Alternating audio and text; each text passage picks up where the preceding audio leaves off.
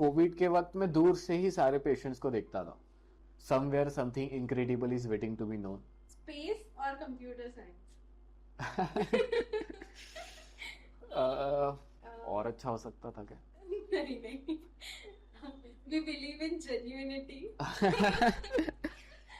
नमस्ते आप सबको, मेरा नाम है जागृति और द वेलफेयर स्टेट की तरफ से मैं आपका स्वागत करती हूँ. आज हमारे साथ है अथर्व लेप से. अथर्व लेप से अंतरिक्ष उत्साही और लेखक और ट्रोनोसिटी लैब्स प्राइवेट लिमिटेड इसके संस्थापक भी हैं. उन्होंने 2 किताबें लिखी है. एक किताब उन्होंने 13 साल की उम्र में लिखी थी और एक जो थी वो 15 साल की उम्र में लिखी थी.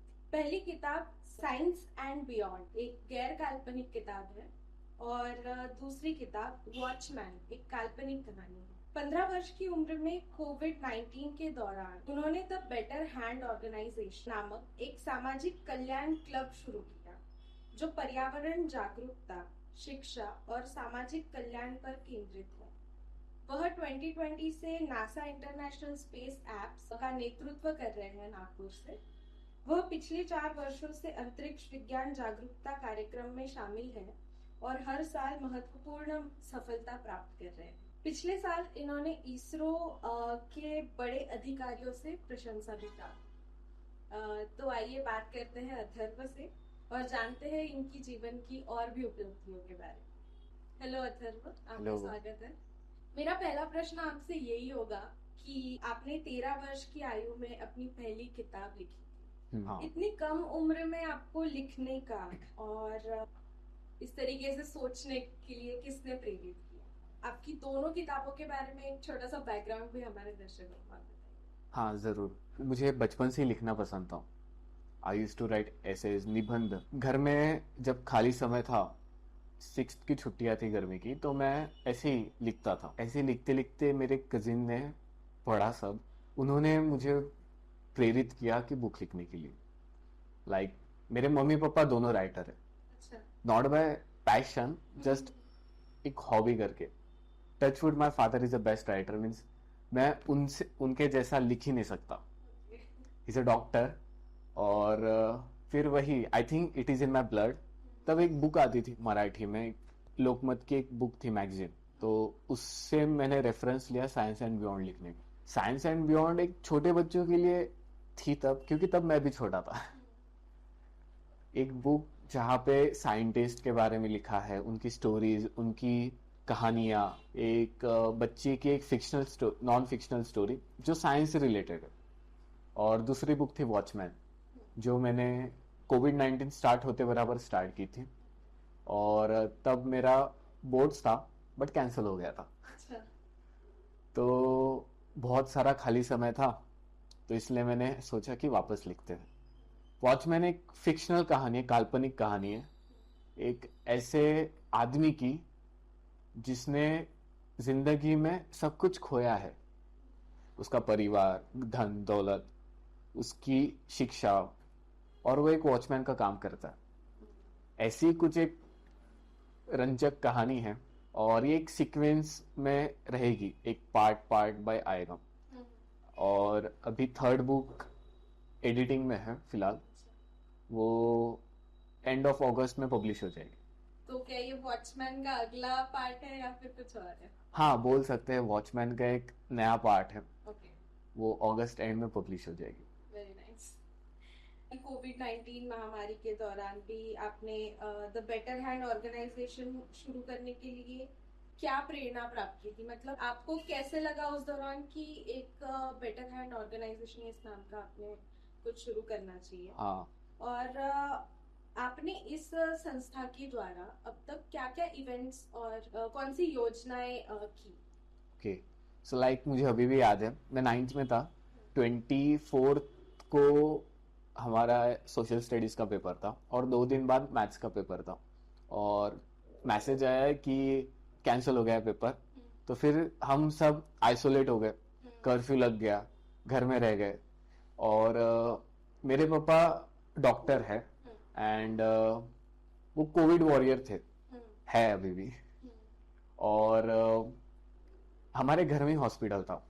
सो कोविड के वक्त में दूर से ही सारे पेशेंट्स को देखता था. एंड कहीं ना कहीं तो भी अंदर एक था कि सफ़र कर रहे हैं लोग, कुछ करना चाहिए। अपने जैसे बहुत सारे लोग घर में हैं, बहुत सारे बाहर सफ़र कर रहे हैं, कोई अंदर सफ़र कर रहा है, किसी को मेंटल ब्रेकडाउन है, बहुत सारी चीज़ें चल रही है। सो फिर वही स्कूल के दोस्त, उनको कॉल किया, उनको बोला कि कुछ करते हैं।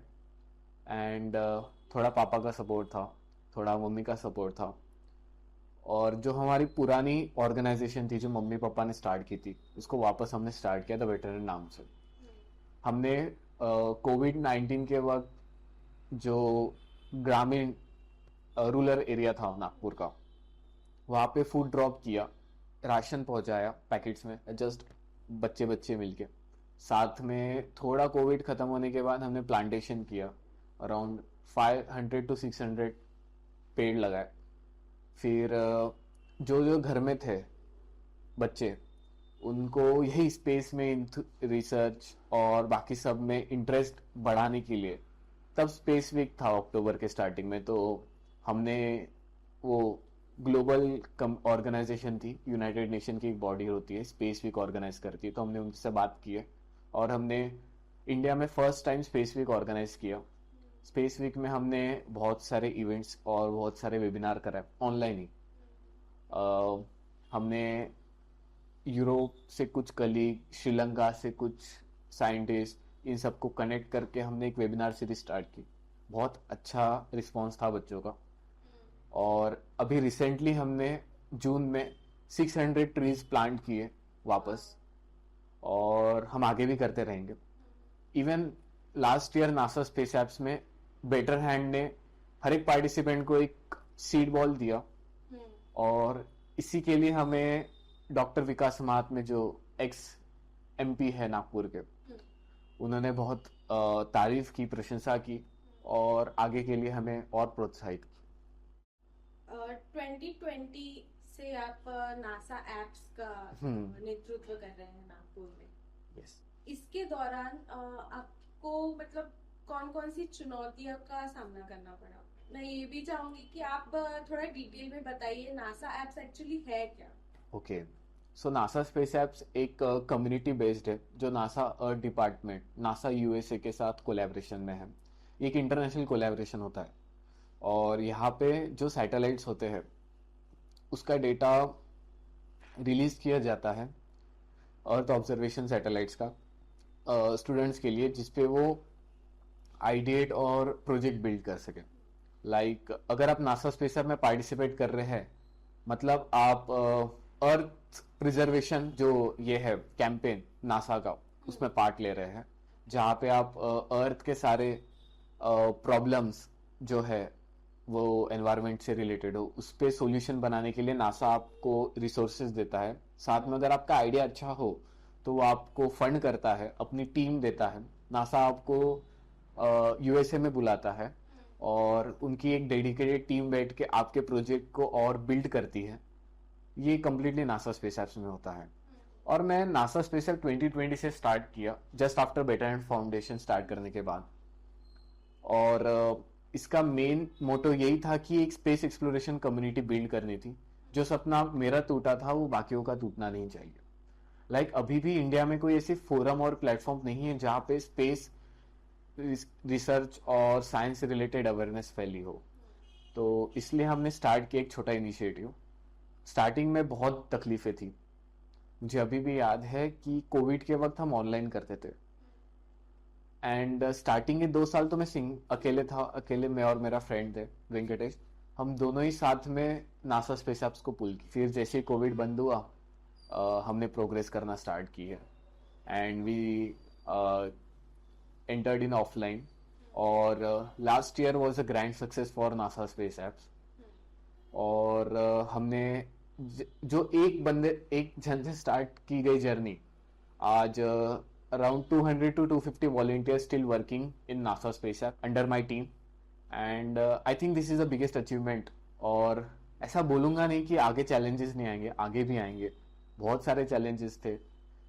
टीम को जोड़े रखना, जो क्लैशेस, झगड़े होना, उन सबको मैनेज करना, स्पॉन्सरशिप, मार्केटिंग, इवेंट को फैलाना। फर्स्ट टाइम नासा लोगों को ट्रस्ट दिलाना कि हाँ हम सच में नासा से आए हैं, तो ये सबसे बड़ा चैलेंज था। बट एक प्रॉपर टीम, एक अच्छी टीम ने सब हैंडल कर दिया। टीम अगर साथ में हो तो कुछ भी चैलेंजेस Exactly. छोटे पड़ जाते हैं। अम, आपने अभी बताया कि लास्ट ईयर का आपका एक ग्रैंड सक्सेस हुआ इवेंट, हम्म तो उस इवेंट के बारे में हमें थोड़ा बताइए। लास्ट ईयर जो इवेंट था हमारा 13 और 14 ऑफ अक्टूबर को, वो वाईसीसी में हुआ था। एंड डिविजनल कमिश्नर मैम, जो नागपुर की डिविजनल कमिश्नर मैम है, Vijay Lakshmi Bidri ma'am, ex mayor Nanda Jitkar ma'am, और बहुत सारे गवर्नमेंट ऑफिशियल्स, इसरो के कुछ साइंटिस्ट, और महाराष्ट्र रिमोट सेंसिंग के सेक्रेटरी, आईसीटीआरडी के सेक्रेटरी, ये सब प्रेजेंट थे। साथ में क्लोजिंग सेरेमनी में पद्मश्री डॉक्टर विकास महात्मे सर और बहुत सारे लोग आए थे। लास्ट ईयर हमने अराउंड 1000 पार्टिसिपेंट्स टच किया। इवेंट के पहले हमें इसरो के CBPO director N Sudhir Kumar sir, actually हमने उन्हें इनवाइट किया था, but due to the international conference in Baku सारे इसरो ऑफिशियल्स वहाँ गए थे। Even S Somnath sir, they convey the message, और बहुत अच्छा लगा उनका मैसेज सुन के। लाइक उन्होंने कहा था कि this time not possible, next time we will definitely come. And हमने बहुत सारे पार्टिसिपेंट्स पुल किए लास्ट ईयर, बहुत सारे देशों से हम ज़्यादा थे। According to the NASA space global ranking we were the 72 position out of 500, और इस साल हम टॉप 10 में आने का ट्राई करेंगे। पुणे, कोल्हापुर, नांदेड़, गोवा, नागपुर, ये सारे लोकेशन पे हम ही ऑर्गेनाइज कर रहे हैं NASA space apps. So almost हमने 90% महाराष्ट्र कवर कर लिया है, and we are in talks with Mumbai and Aurangabad too. If they agree then complete Maharashtra will be under my leadership in NASA space apps this year. Congratulations to you. Thank you. NASA के जो एक scientist for a day, इस programme में आपका जो अनुभव रहा वो अद्भुत रहा होगा। बहुत ज्यादा। तो इसके बारे में भी हम जानना चाहेंगे, और आपने इस कार्यक्रम से क्या सीखा और भविष्य में आपको वो किस तरीके से काम आएगा वो हम जानना चाहेंगे। Like NASA scientist for a day programme होता है जहाँ पर एक ऑर्डिनरी सिटीजन को एक दिन के लिए साइंटिस्ट का अनुभव दिया जाता है कि कैसे वर्क करते हैं। within that program I got chance to meet Elsa Carson. Elsa Carson Mars पर जाने वाली पहली महिला होगी, जो भी मिशन होगा नासा का, नेक्स्ट मिशन जो स्पेसएक्स के साथ चल रहा है, और पूरे विश्व की सबसे यंगेस्ट एस्ट्रोनॉट है। मुझे उनसे मिलने का मौका मिला, साथ में एक प्रॉपर कन्वर्सेशन हुआ, बहुत कुछ सीखने को मिला। उनकी भी एक स्पेस एक्सप्लोरेशन, उनका भी एक मिशन है कि स्पेस एक्सप्लोरेशन को और बढ़ाने के लिए। And we are in still in talks कि अगर सामने कोलैबोरेशन हुआ, so she will definitely introduce her space exploration community in India with help of better organisation हमारे साथ। सो नासा एप्स 2024 का और आपका द बेटर हैंड ऑर्गेनाइजेशन भी है, इन सबको लेके आपकी और आगे के फ्यूचर के प्लान्स क्या है? लाइक अभी team is working really hard. Pune की टीम, नागपुर की टीम, गोवा, नांदेड़, कोल्हापुर, सभी टीम एक साथ कोलैबोरेटिवली बहुत ज़्यादा हार्डवर्क कर रही है। और मैं तो यही बोलूँगा कि उनके हार्डवर्क, उनका डेडिकेशन और उनके एफर्ट्स का फल ज़रूर मिले, क्योंकि ये मेरा अकेले का हार्डवर्क और मेरे अकेले का एफर्ट्स नहीं है। Like 200 volunteers, 200 members are still working day and night, और उन सभी के हार्डवर्क का रिजल्ट दिखेगा अक्टूबर में, 5 और 6 अक्टूबर को जब हमारा इवेंट होगा। और एक साथ हम 5 लोकेशन पे इवेंट ऑर्गेनाइज करेंगे, और हमारा इस बार का प्लान ऑफ एक्शन यही है कि ज़्यादा से ज़्यादा लोगों तक रीच करना है, रूरल नागपुर को टच करना है, बहुत सारे ग्रामीण भागों से आए हुए छात्रों को नासा स्पेस एप्स को इंट्रोड्यूस कराना है। लाइक ये एक फ्री अपॉर्चुनिटी है जो सभी को मिलनी चाहिए, हर एक का हक है इस पर। और लाइक हम कोई चार्ज नहीं करते, कोई अमाउंट चार्ज नहीं करते नासा स्पेस एप हैकाथॉन में। सो हम फ्री ऑफ कॉस्ट प्लेटफॉर्म है। और इस बार हम एक स्पेस कॉन्फ्रेंस भी ऑर्गेनाइज करेंगे जो लास्ट ईयर ऑर्गेनाइज की थी एनएसए मॉडल यूनाइटेड नेशन। और इस साल भी वो नागपुर और पुणे में ऑर्गेनाइज होगी।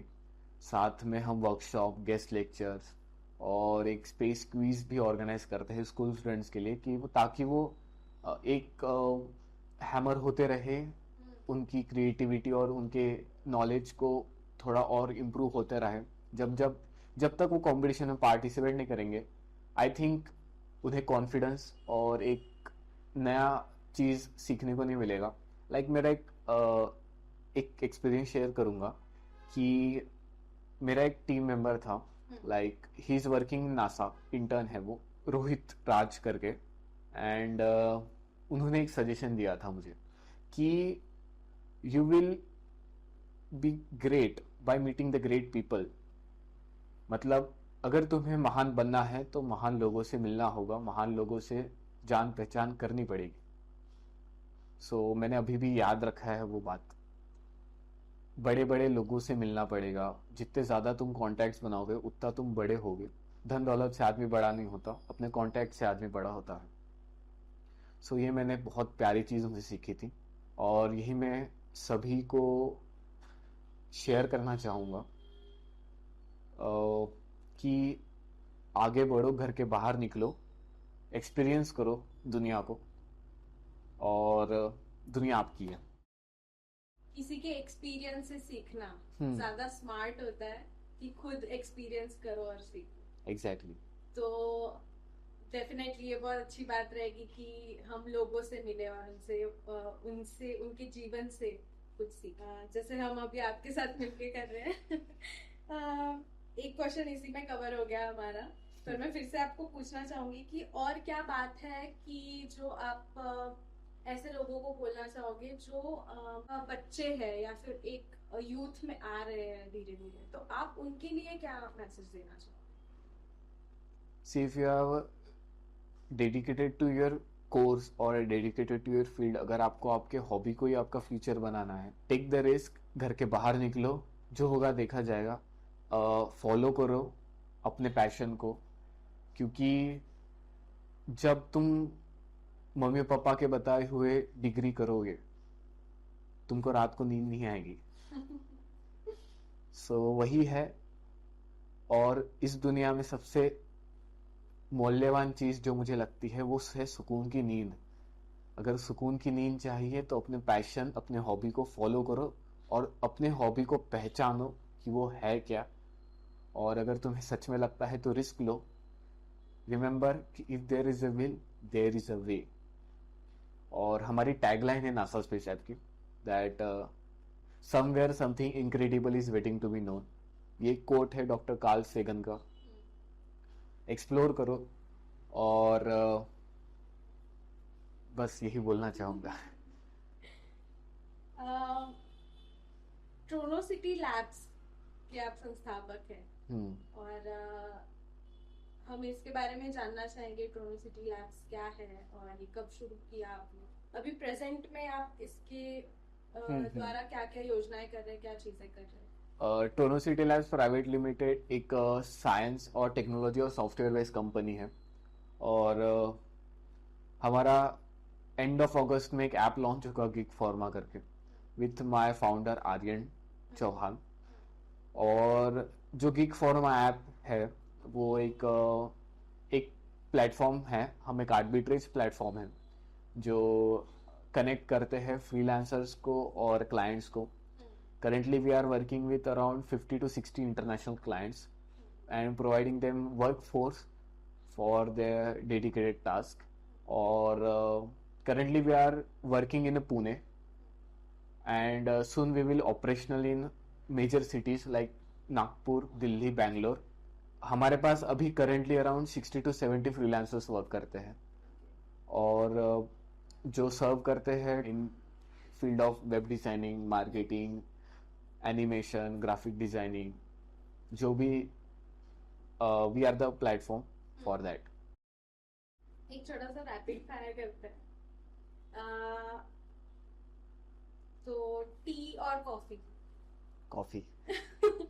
अर्ली बर्ड और नाइट आउल? Night owl. रात को काम करना पसंद है? हाँ, सुबह उठना नहीं होता। देन मराठी सॉन्ग्स और Hindi songs? Mix, hybrid. Space और कंप्यूटर साइंस? स्पेस। राइटिंग और reading? Writing. And the last is books और यूट्यूब? बुक्स। तो आज हम मिले अथर्व लेप्से से और इनके बारे में हमने बहुत कुछ जाना।